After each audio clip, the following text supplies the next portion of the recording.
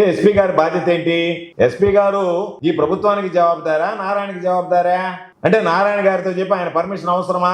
అక్కడ దోపిడీ పాలవుతుంటే ఆయన ఏం చెప్తున్నాడు?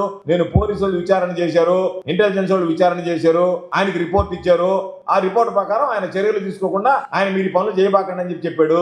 అంటే తెలుగుదేశంలో ఉన్నటువంటి అధికారులు ఏ విధంగా తయారయ్యారంటే, మేము ఎమ్మెల్యేలకి ఉన్నటువంటి మంత్రులకు రిపోర్ట్ చేస్తాం తప్ప చంద్రబాబు చెప్పినా మరొక ఆయన చెప్పినా మా విధి విధానాలు మేము పాటించాల్సినటువంటి అవసరం లేదు, న్యాయబద్ధంగా మేము వ్యవహరించము, మాకున్నటువంటి దానిలో మేము వాళ్ళు ఏదన్నా ఇన్స్ట్రక్షన్స్ ఇచ్చే లోకల్ లీడర్లు, లోకల్ మంత్రులు, లోకల్ ఎమ్మెల్యేలు వాళ్ళ ప్రకారం నడుచుకుంటామన్నారు.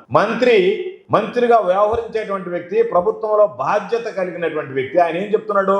రాత్రులు ఎత్తుకొని ఇబ్బంది లేదంట, కానీ ట్రాక్టర్లతో ఎత్తుకపోవాలంట, ట్రిప్పర్లతో ఎత్తకపోకూడదంట. అది పాపం ఆయన చెప్పేది. ఆయన బాధ అంతా ఏంటంటే, మీరు ఎప్పుడైనా ఎత్తకపోండి, కానీ ట్రాక్టర్లతో ఎత్తకపోండి, చూడడానికి బాగుంటుంది, కానీ ట్రిప్పర్లు ఎత్తకపోతే దోపిడీ కింద కనపడుతుంది, అది మనకు అసహ్యం కదా.